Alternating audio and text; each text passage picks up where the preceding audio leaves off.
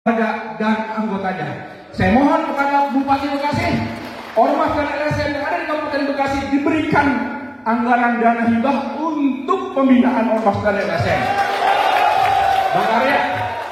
Bang Arya orang Bekasi, Bupati kita orang Bekasi. Kalau satu ormas cuma 100 juta, cemen.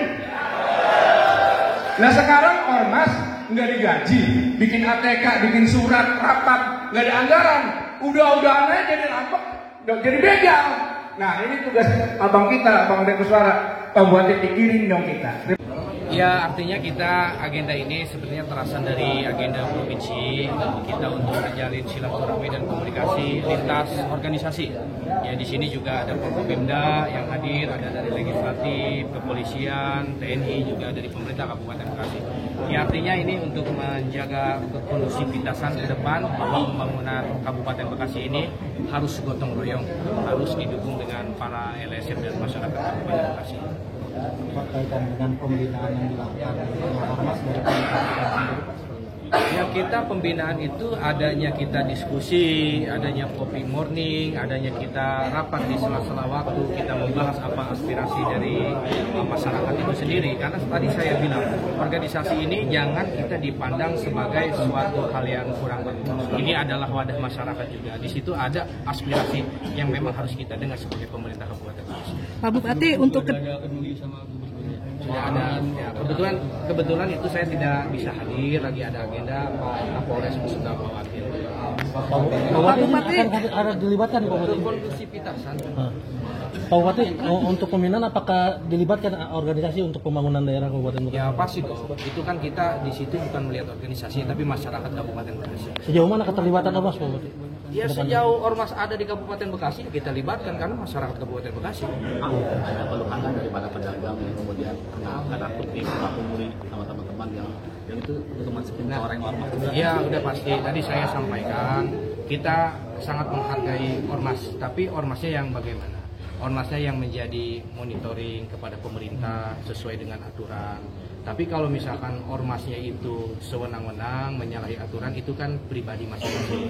Tetap hukum itu kita akan laksanakan. Jadi Pak Kapolres sudah berbaik hati bahwa kita menyelesaikan persoalan ormas di Kabupaten Bekasi ini dengan secara kekeluargaan dan persuasif. Jadi kita kalau misalkan memang mau kita keras, ya mungkin sudah banyak ormas ikut Pak Kapolres gitu kan ya. Untuk selanjutnya Pak Bupati, ini agenda ini akan berkelanjutan terus atau? Berkelanjutan. Kita akan jaminan pedagang harga mulai lagi pasar-pasar lainnya. Insya Allah nanti itu Pak Kapolres bagiannya, nanti kita juga pemerintah kita warning. Tadi saya juga sampaikan pasar ini harus kita baguskan, artinya kita tertibkan. Kalau sudah tertib ini kan kita punya ide-ide dan gagasan selanjutnya bahwa kalau misalkan sekarang ini kan walaupun masyarakat itu bisa dagang di pinggir jalan, tapi kan lalu larang pengendara motor ini terganggu juga. Pak Bupati, kan sebenarnya masalah SBC ini kan sudah lama ya Pak Bupati. Seperti apa sih langkah cepat ataupun langkah pendek dari Pak Bupati dalam melakukan pembinaan tersebut di pasar tersebut? Ya kita pertama penertiban, kita sama Forkopimda ini kita bersatu punya gagasan untuk penertiban pasar khususnya SBC. Kita minta juga bantuan dari dukungan dari ormas di Kabupaten Bekasi bahwa nanti aturan-aturannya kita akan sampaikan, aturannya kita akan buat. Nanti bagaimana kalau misalkan sifatnya ini pembangunan harus dibangun, dialokasikan tempat untuk pedagang kaki lima ini disposisi sesuai dengan tempatnya, itu nanti kita anggarkan. Apakah itu pembinaan sama dengan yang dilaksanakan oleh Polda Metro Jaya, kita juga melaksanakan pembinaan dan penegakan hukum. Kalau dari kita cukup banyak, ada ratusan yang kita bina dan ada beberapa yang kita proses.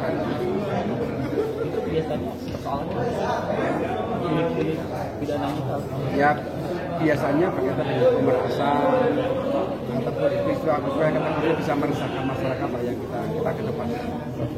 Bapak kan tadi sampaikan ada 200 orang. Kalau Bekasi yang dari pembinaan itu hampir 180 berapa. Datanya nanti biar kita sampaikan.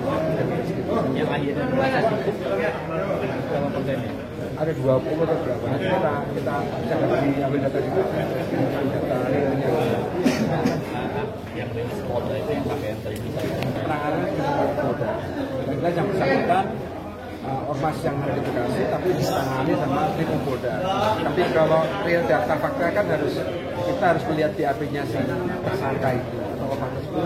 Saya baru bisa menyampaikan. Kalau hanya lisan kan jangan sampai datanya tidak sesuai dengan fakta yang bisa. Kegiatan yang bersangkutan sudah berjalan cukup lama.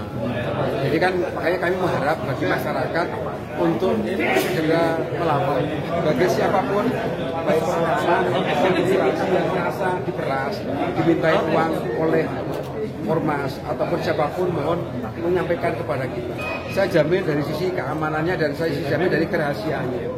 Karena sebagian masyarakat juga tidak mau melapor kepada kita ke Polres. Makanya kami menghimbau agar apapun yang dirasakan oleh masyarakat bila mana mendapati yang sifatnya apakah permintaan paksa atau jatah atau apa, mohon disampaikan kepada saya di Polres. Sebagian yang terafiliasi ke ormas juga ada. Itu yang Apa yang sampaikan mewakili Cakra Bekasi? Saya keluarga besar Ormas Cakra Bekasi mengapresiasi terselenggaranya acara ini. Artinya saya berkeinginan